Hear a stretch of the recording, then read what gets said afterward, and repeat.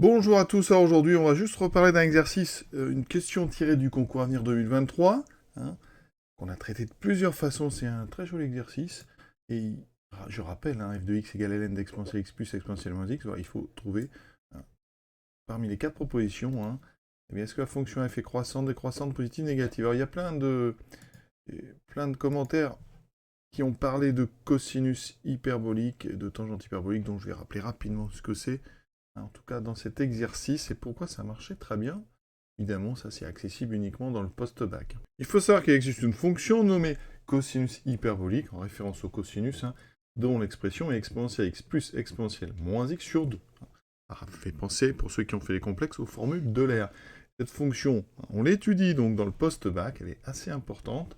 Avec sa courbe, c'est celle-ci, et on peut prouver très facilement, dans le post-bac bien sûr, que eh bien, pour tout x réel, chx est supérieur ou égal à 1. Et ici, dans l'exercice, regardez f de x, dans les parenthèses, on avait en fait exponentielle x plus exponentielle moins x, c'est-à-dire 2 fois chx. Et comme chx est plus grand ou égal à 1, 2 fois chx est plus grand ou égal à 2, et par croissance du logarithme, ceci est supérieur ou égal à ln de 2.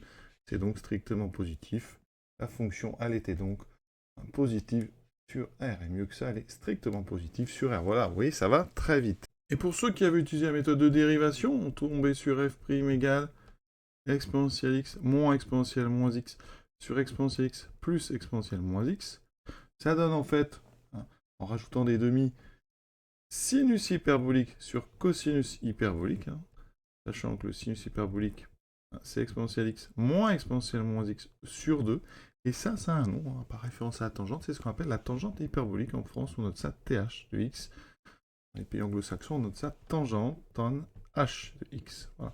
Et il faut savoir que la courbe, eh bien, je vous l'ai mise ici, hein, la tangente hyperbolique est positive après 0 et négative avant, et ça permettait d'avoir le signe de la dérivée assez vite, juste en citant donc la fonction tangente hyperbolique. Voilà, ça c'était pour ceux qui avaient envie de savoir un petit peu et qui se rappelaient de ces notions hyperboliques. Il faudra peut-être d'ailleurs qu'on fasse une petite série de vidéos là-dessus, parce que c'est très très sympa, cette trigonométrie hyperbolique. Voilà, à très bientôt.